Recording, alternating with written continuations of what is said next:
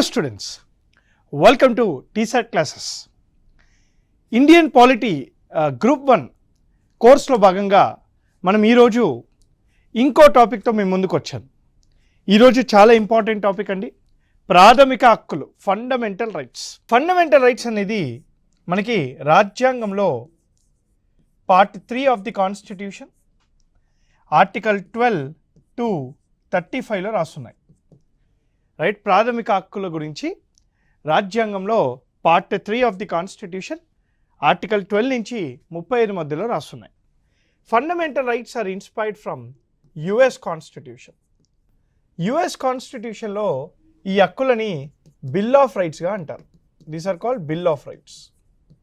These are called bill of rights.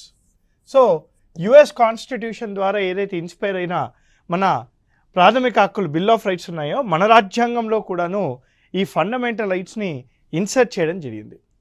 Fundamental rights are nothing but these are the basic rights to all the people. These are the basic rights. అంటే 300 సంవత్సరాల పైగా భారతీయులందరూ కూడా ఎంతో కష్టాలలో, British వాళ్ళు ఎంతో కష్టాలు పెట్టారు. మరి విముక్తి వచ్చింది కదా. మరి విముక్తి అంటే ఏంటి? హక్కులు సంపాదించడమే విముక్తి. సో ఆ హక్కులని రాజ్యాంగం ద్వారా గుర్తిస్తూ మనకి ఈ ఫండమెంటల్ రైట్స్ని తీసుకొని రావడం జరిగింది ఆర్టికల్ 12 నుంచి 35 మధ్యలో. ఆర్టికల్ 12 నుంచి 35 మధ్యలో ప్రభుత్వాలు కానివ్వండి, లేదా వ్యవస్థలు కానివ్వండి, లేదా కోర్టులు కానివ్వండి, వీళ్ళందరూ కూడా ఈ హక్కులని కాపాడడంలోనే చాలా కృషి చేస్తూ ఉంటారనమాట. సో ఫండమెంటల్ రైట్స్ గురించి ఇంకా డీటెయిల్స్కి వెళ్ళిపోదాం మనం. సో ఫండమెంటల్ రైట్స్, అసలు ఫండమెంటల్ రైట్స్ అనేవి ముందుగా 1215 ADలో, రైట్, ఫండమెంటల్ రైట్స్ అనేవి మనకి 1215 ADలో for the first time UK, ఇంగ్లాండ్లో, రైట్, మన కింగ్ జాన్ ఎడ్వర్డ్ ఇతను ఇవ్వడం జరిగింది ప్రజలకు. ఈ హక్కులని కింగ్ జాన్ ఎడ్వర్డ్ 1250 ADలో ఏవైతే ఇచ్చారో దీన్ని మ్యాగ్నా కార్టా అని అంటారు. మ్యాగ్నా కార్టా అని అంటారు. అంటే ఫస్ట్ టైం ప్రపంచంలో ఒక వ్యవస్థలో ప్రజలకు హక్కులు ఇవ్వడము అనేది 1215 ADలోనే మనకి సాధ్యమైంది.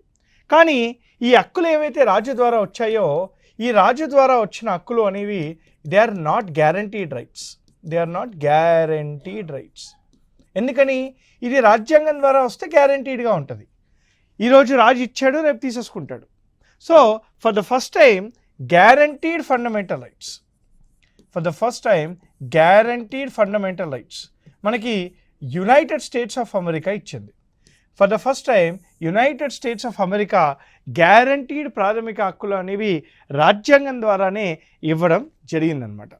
ఈ కాన్సెప్ట్నే మనం కూడా భారతదేశంలో, భారత రాజ్యాంగంలో తీసుకొని రావడం జరిగింది. మరి మన ప్రాథమిక హక్కులు అనేవి ఎలా ఉంటాయి? రైట్, ముందుగా the features of the fundamental rights. Right, features of the fundamental rights, మన ప్రాథమిక హక్కులు అనేవి ఎలా ఉంటాయి? రైట్, ముందుగా ఇండియన్ ఫండమెంటల్ రైట్స్ ఏవైతే ఉన్నాయో, fundamental rights are guaranteed. They are guaranteed directly by the constitution. ఇవి డైరెక్ట్గా రాజ్యాంగం నుంచే వచ్చేవి. డైరెక్ట్గా రాజ్యాంగం నుంచి వస్తున్నాయి కాబట్టి they are guaranteed and also enforceable. అంటే డైరెక్ట్గా మనకు వచ్చేస్తాయి. ఎవరో మధ్యలో చట్టాల ద్వారా, పాలసీల ద్వారా ఇవ్వాల్సిన అవసరం లేదు. రాజ్యాంగంలో ఉంది కాబట్టి, నువ్వు భారతీయుడు కాబట్టి నీకు డైరెక్ట్గా వచ్చే హక్కులని మనకి ప్రాథమిక హక్కులు అని అంటాం. రెండోది ఏంటి sir? Right, fundamental rights are also protected. వీటిని ప్రొటెక్ట్ కూడా చేస్తారు. ఎవరు ప్రొటెక్ట్ చేస్తారు? ముఖ్యంగా కోర్టులు ప్రొటెక్ట్ చేస్తాయి. నీ యొక్క ప్రాథమిక హక్కు నీ నుంచి ఎవరైనా లాగేస్తే నువ్వు డైరెక్ట్గా సుప్రీంకోర్టుకి వెళ్ళొచ్చు అండర్ ఆర్టికల్ 32, లేదా నీ హైకోర్టుకి వెళ్ళాలి అని అనుకుంటే ఆర్టికల్ 226 ద్వారా హైకోర్టుకి కూడా వెళ్ళొచ్చు. అంటే నీ ప్రాథమిక హక్కులు ప్రభుత్వం కానీ ఎవరైనా నీ నుంచి తీసేసుకుంటే నువ్వు డైరెక్ట్గా కోర్టుకి వెళ్ళొచ్చు under article 32 of the Indian constitution, supreme court. అదేవిధంగా నువ్వు హైకోర్టుకి వెళ్ళాలి అనుకుంటే అండర్ ఆర్టికల్ 226 ద్వారా నువ్వు హైకోర్టుకి కూడా వెళ్ళొచ్చు. మూడోది, ఫండమెంటల్ రైట్స్ అనేవి ఆర్ నాట్ అబ్సల్యూట్. ఇది ఇంపార్టెంట్ సార్ ఎగ్జామ్కి. ఇది చాలా ఇంపార్టెంట్ ఎగ్జామ్కి. ప్రాథమిక హక్కులు అనేవి ఖచ్చితంగా రావు. They are not absolute. What is the meaning of not absolute? ఆంక్షలతో కూడిన హక్కులు అనేవి మనకు వస్తాయి. అంటే they are restricted fundamental rights. They are restricted fundamental rights. అంటే ఏంటి ఇక్కడ? ఆంక్షలతో కూడిన ప్రాథమిక హక్కులు అంటే ఏంటి? ఫర్ ఎగ్జాంపుల్ మనకి రైట్ టు ఈక్వాలిటీ ఉంటుంది. అంటే అందరినీ సమానంగా చూడాలి అనే ఒక ప్రాథమిక హక్కు. అందరినీ సమానంగా చూడాలి అన్న రాజ్యాంగమే రిజర్వేషన్స్ ఇవ్వాలి అని అంటది. సో ఆంక్షలతో కూడిన ప్రాథమిక హక్కులు అనేవి వస్తాయి. ఇంకో ఎగ్జాంపుల్ చెప్తాను మీకు. ఆర్టికల్ 19 క్లాస్ 1 సబ్ క్లాస్ ఏ భావ స్వేచ్ఛ అనేది మనకు వస్తుంది. Right to freedom of speech and expression. మరి భావ స్వేచ్ఛ అంటే ఏంటి? ఏదైనా మాట్లాడే ఒక హక్కు. ఏదైనా మాట్లాడేవు కాబట్టి వేరే వ్యక్తులని డిఫేమ్ చేయడం కానీ, భారతదేశాన్ని కించపరచడం కానీ, లేదా నువ్వు భారతదేశానికి విరుద్ధంగా ఎక్కడైనా మాట్లాడితే ప్రభుత్వం నీ మీద యాక్షన్ తీసుకుంటుంది. అంటే ఏదైనా మాట్లాడొచ్చు అని అంటే నువ్వు వేరే వాళ్ళకి విరుద్ధంగా, దేశానికి విరుద్ధంగా మాట్లాడాలని కాదు. ఆంక్షలతో కూడిన ప్రాథమిక హక్కులు అనేవి మనకు వస్తాయి. Fundamental rights are not absolute because they can be restricted. That is the meaning. నాలుగోది ఏంటి sir? Fundamental rights. Fundamental rights are provided to both Indians and foreigners. అయితే కొన్ని ప్రాథమిక హక్కులు తప్ప, అంటే ఎక్సెప్ట్ ఫ్యూ కొన్ని ప్రాథమిక హక్కులు తప్ప మిగతా ప్రాథమిక హక్కులు అన్నీ కూడాను భారతీయులకి మరియు పరదేశీయులకి, ఫారినర్స్కి కూడా ప్రొవైడ్ చేస్తారనమాట. కొన్ని తప్ప. ఇది ఇంపార్టెంట్ సార్ ఎగ్జామ్కి. అంటే ఆ కొన్ని ఏవి? There are fundamental rights which are exclusive to Indians only. There are certain fundamental rights which are exclusive to Indians only. There are certain fundamental rights are only Indians కి మాత్రమే ఇస్తారు. ఏంటి sir అది? Article 15, article 16, article 19, article 29, article 30. ఈ ప్రాథమిక హక్కులు అనేవి only భారతీయులకి మాత్రమే ఇస్తారు. ఇది ఎగ్జామ్లో ఖచ్చితంగా లేదా చాలా ముఖ్యమైన అంశంగా మనం చెప్పుకుంటాము. Which of the following fundamental rights are only provided to Indians అని అడుగుతాడు ఎగ్జామ్లో. ఏం సార్ ఆన్సర్ ఏంటి? ఆర్టికల్ 15, 16, 19, 29 మరియు 30. ఈ ఫండమెంటల్ రైట్స్ అనేవి ఓన్లీ భారతీయులకి మాత్రమే ఇస్తారనమాట. 6వ point sir. Fundamental rights can B suspended. ప్రాథమిక హక్కులని సస్పెండ్ చేయవచ్చు. Can be suspended. ఆర్టికల్ 34 ప్రకారంగా పార్లమెంట్ సస్పెండ్ చేయొచ్చు. Parliament has the authority to suspend the fundamental rights in case of military rule. ఇండియాలో మార్షల్లో ఉన్నప్పుడు ప్రాథమిక హక్కులని పార్లమెంట్ చట్టం ద్వారా సస్పెండ్ చేయొచ్చు. అదేవిధంగా ఆర్టికల్ 359 ప్రకారంగా ఎక్సెప్ట్ 20 మరియు 21, 20 మరియు 21 తప్ప మిగతా ప్రాథమిక హక్కులని ప్రెసిడెంషియల్ ఆర్డర్ ద్వారా, president of India presidential order ద్వారా సస్పెండ్ చేయొచ్చు అనమాట. 1 second. President of India presidential order ద్వారా సస్పెండ్ చేయవచ్చు. సో ఫండమెంటల్ రైట్స్ అనేవి తాత్కాలికంగా సస్పెండ్ చేయొచ్చు. ఈ కారణాల వల్ల సస్పెండ్ అనేది చేయవచ్చు అనమాట. ఇది 6వ ఫీచర్ సార్. మరి 7వది ఏంటి? Fundamental rights are classified. Fundamental rights are classified into 7 categories. అంటే 7 రకాలుగా ప్రాథమిక హక్కులని క్లాసిఫై చేసింది. అయితే ఈ 7 క్లాసిఫికేషన్స్లో ప్రస్తుతానికి ఉన్నవి మాత్రం 6 క్లాసిఫికేషన్సే. ఒకటి తీసేశారనమాట. అదేంటో కూడా మనం ఇప్పుడు చూద్దాం. So fundamental rights can be classified. So original కాన్స్టిట్యూషన్లో 7 రకాలుగా ఉన్న ఆ క్లాసిఫికేషన్స్ అనేవి ప్రస్తుతానికి 6 రకాలుగా ఉన్నాయి. ఏంటి సార్ అవి అంటే? 1, right to equality. Article 14, 15, 16, 17, 18 talks about right to equality. Right? Rondo sir. Second one. Right to freedom. Article 19, 20, 21, 22. Right? Idi right to freedom. Third one sir. Right against exploitation. Right against exploitation, Article 23, 24. Right, ఇది మూడో sir. నాలుగో విషయం sir, right to religion. Right to religion. Right to religion article 25, 26, 27, 28 talks about right to religion. ఐదోదండి, the fifth one, cultural and educational rights. Cultural and educational rights article 29, 30.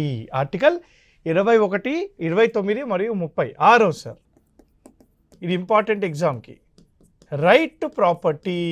Property హక్కులు, right to property, ఇది article 31లో discuss చేయబడింది. అయితే right to ప్రాపర్టీని 44వ రాజ్యాంగ సవరణ చట్టం 1978 ద్వారా, 44వ రాజ్యాంగ సవరణ చట్టము 1978 ద్వారా రైట్ ప్రాథమిక హక్కుల జాబితా నుంచి తీసేసి లీగల్ రైట్గా తీసుకొచ్చారు. అంటే ఆర్టికల్ 31ని ఫండమెంటల్ రైట్స్ నుంచి డిలీట్ చేసి ఇది తీసుకెళ్ళి ఆర్టికల్ 300 క్యాపిటల్ ఏలో పెట్టారు.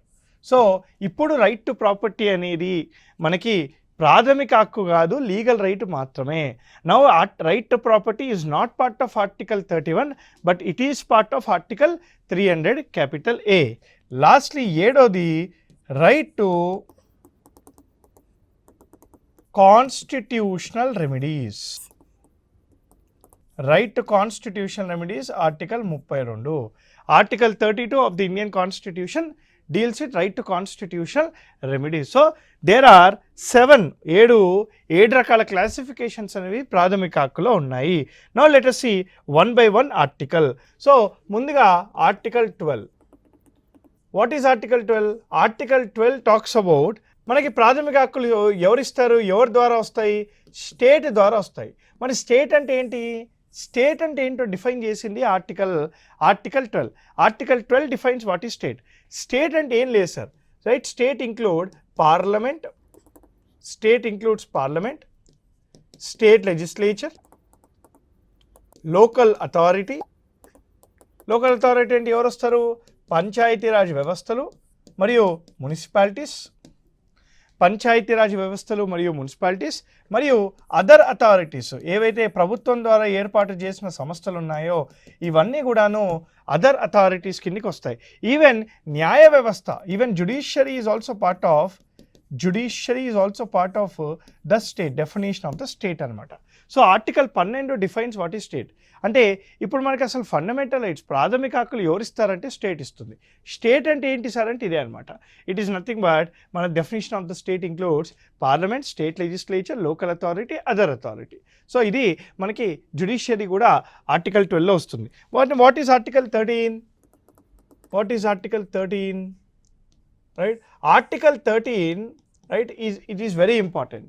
Protect the fundamental rights. ఇది ఏమంటుందంటే ఆర్టికల్ 13 సేస్ ఎనీ లా, ఇండియాలో ఏ చట్టమైనా కూడాను any law which is not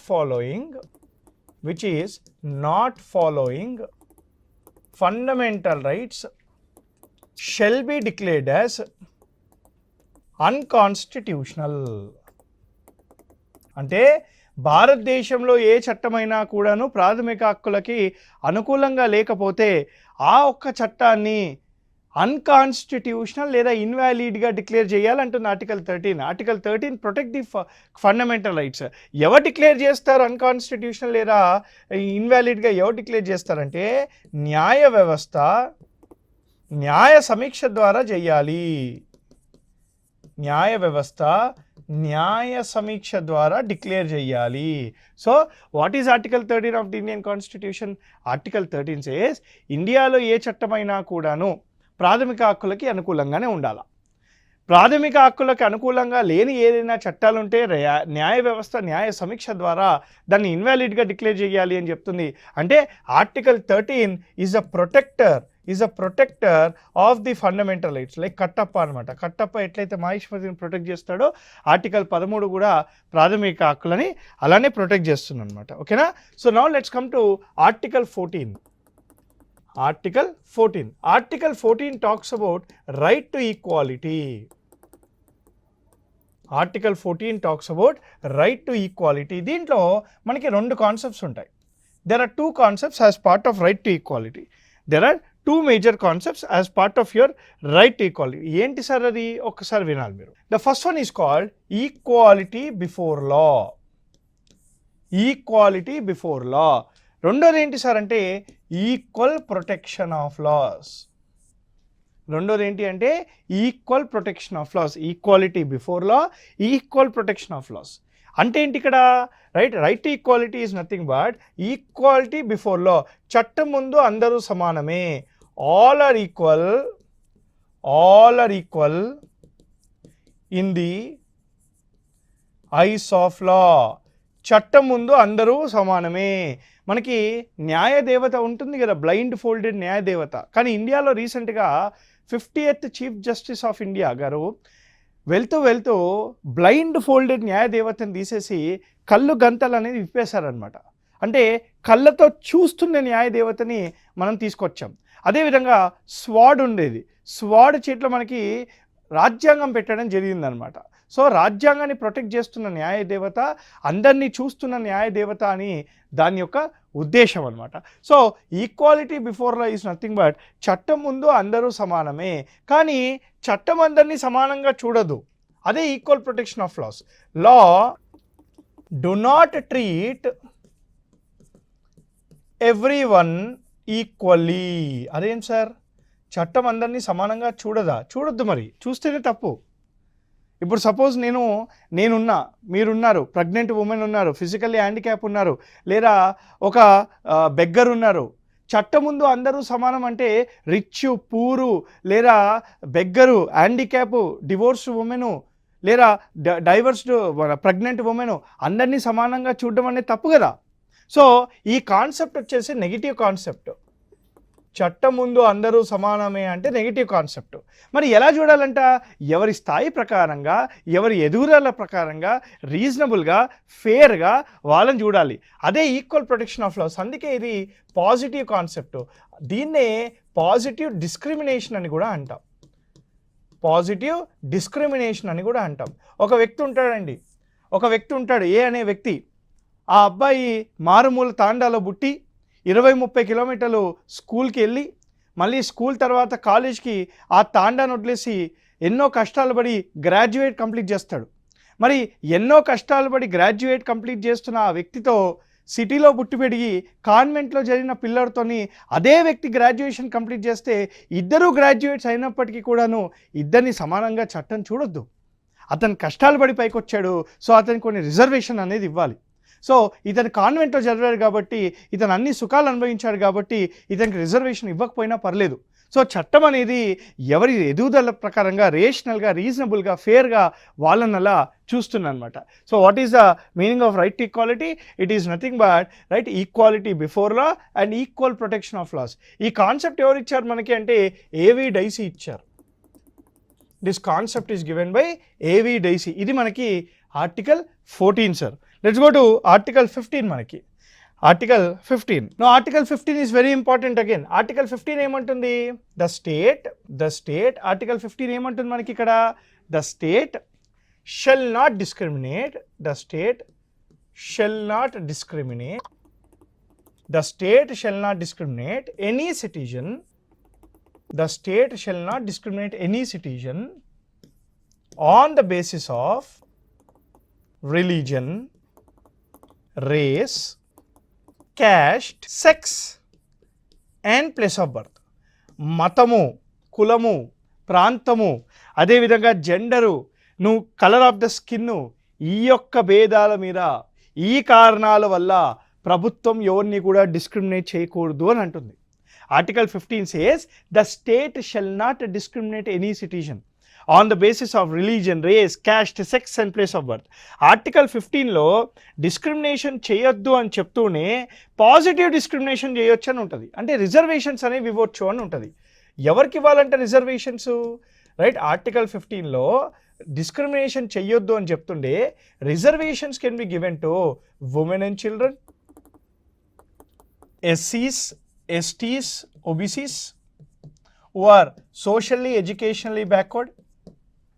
అదేవిధంగా economically weaker sections who are socially economically backward, అంటే ఎవరైతే ఎస్సీలు ఎస్టీలు బీసీలు ఎకనామికల్లీ వీకర్ సెక్షన్స్ ఉంటారో ఉమెన్ మరియు చిల్డ్రన్, రైట్, వీళ్ళకి మాత్రం రిజర్వేషన్ ఇచ్చినా కూడా ఈ ఆర్టికల్ అనేది ఆపకూడదు అని చెప్పేసి దీని యొక్క సారాంశం అనమాట. ఆర్టికల్ 15 ఏమంటుంది సార్ అంటే ప్రభుత్వం అనేది మనకి కులము మతము ఎలాంటి భేదాలు లేకుండా అందరినీ సమానంగా చూసి డిస్క్రిమినేషన్ చేయొద్దు అని చెప్తూనే రిజర్వేషన్స్ ఇవ్వాలి. ఎవరెవరికి రిజర్వేషన్స్ ఇవ్వాలంట?